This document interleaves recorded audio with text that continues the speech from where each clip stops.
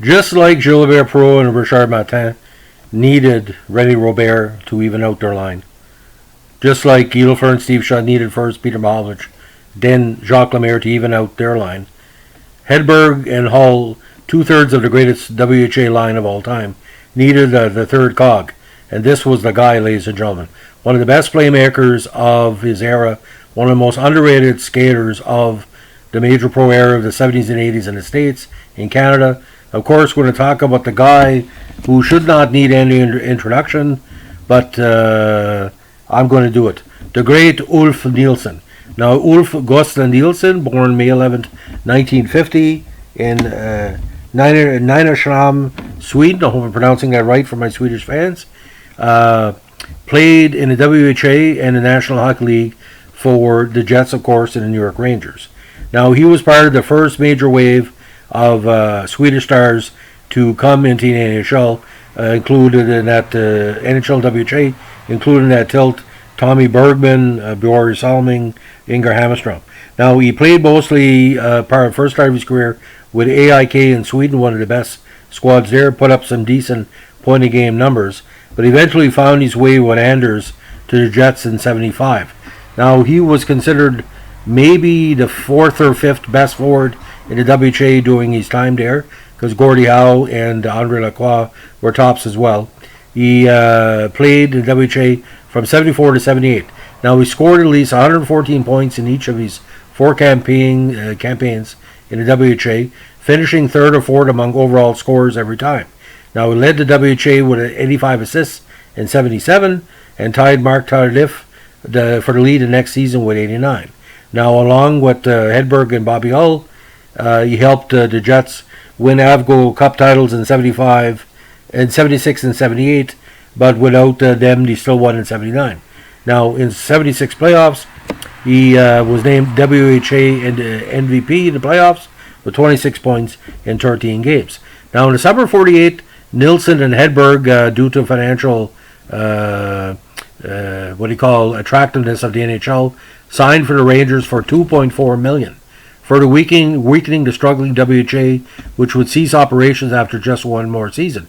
Their leaving really hurt the association because a lot of European fans, non-English, were watching because Nilsson and Hedberg were there. Now, Nilsson's NHL career was marred by two significant injuries. First was a broken ankle when he skate blade got caught in a crevice in the antique rink called Madison Square Garden as he was hit by Dennis Potvin of the Islanders, which resulted in Nilsson bearing the entire force of the hit on only one leg. Although Nilsson never characterized the hit as dirty, in 2009 he said in published reports, Potvin was always fair, but the ice was never great in the Garden because he had basketball and other events. My foot got caught and it was a freak thing. The incident is nevertheless commemorated by the constant Potvin sucks chant that takes place during every Rangers home game. Now, Nilsson's second serious injury was to his knee while representing Sweden at the 81 Canada Cup tournament, which caused him to miss the entire 82 season. Ulf Nilsson was limited to 160 games in his first three full season with the Rangers, though he scored an impressive 163 points over that span. Now, he had 16 points in the 81 playoffs as the Rangers advanced to the semifinals before being eliminated by their local rivals, the defending champion Islanders. That Ranger team could have easily won a cup that year, ladies and gentlemen, but the Dynasty Islanders held one last card, as we say in the poker game of the semifinals. Now, after missing the previous season, he returned to the Rangers lineup for 10 games early in the 82-83 campaign. Now, the only negative of his career were, unfortunately, he tested positive for ephedrine after Sweden's 4-1 victory over Poland at the 74 World Ice Hockey Championships. As a result, Poland was awarded a 5-0 walkover win, and Nilsson was suspended for the remainder of the tournament. Now, ephedrine for a lot of people is in what they call cough medicine or cough remedies, but still, shouldn't be cheating in hockey. Now, at the World Championships, he won silver with Sweden in 73 and bronze with Sweden despite his vacancy in 74. Now, he was also on WHA First All-Star team in 76 and 78. Again, the playoff LBP in 76. Second All-Star team WHA 77. AFCO Cup 76 and 78. All-time career leader in assists per game at 1.15. Played in the Canada Cup in 76 and 81. Played in the Challenge Cup, which is the Russia Team NHL All-Star Series in 79. He won the New York Rangers Players Player Award in 79.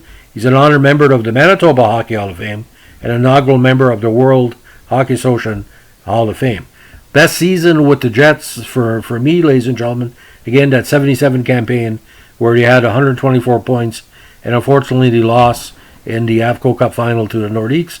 He had 27 points in the playoffs that year, giving him more than 151 points for the season.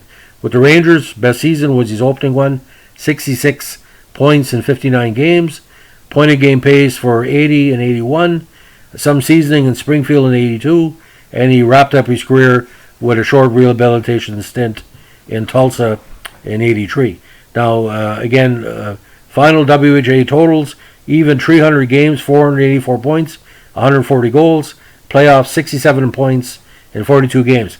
And the NHL playoffs were quite strong, 22 points in 25 games. The Swedish League, 81 points regular season, 97 games. And the playoffs, 62 points, including 37 goals in 72 games. Now, World Championships, again, for Sweden, 73, 74, 76, and 81. And at that, 76 and 81, technically, World Championship tournaments, even though a Canada Cup. So internationally for Sweden at these big events, 21 games, 7 goals, 6 assists for 13 points, and 73 again, 8 points in 10 World Games. So that's the life and legend of Ulf Nilsson. If you like what we're doing here, again, give us a like, comment, or subscribe. We're trying to move towards monetization, so the money we make here will go towards minor hockey systems across Canada and the States. I need 1,000 subscribers and so many hours of listening. So every time you stop here and take time to look in our archives, we really appreciate it. And please check out our archives. There's over 500 sports-related podcasts on my channel. We're doing the NHL Sports File Vintage right now because of the COVID Stanley Cup of 2020 in recognition of the good fans out there. Again, don't forget, give me a request. Anything I haven't done, I can still do. Have a good day. Bye.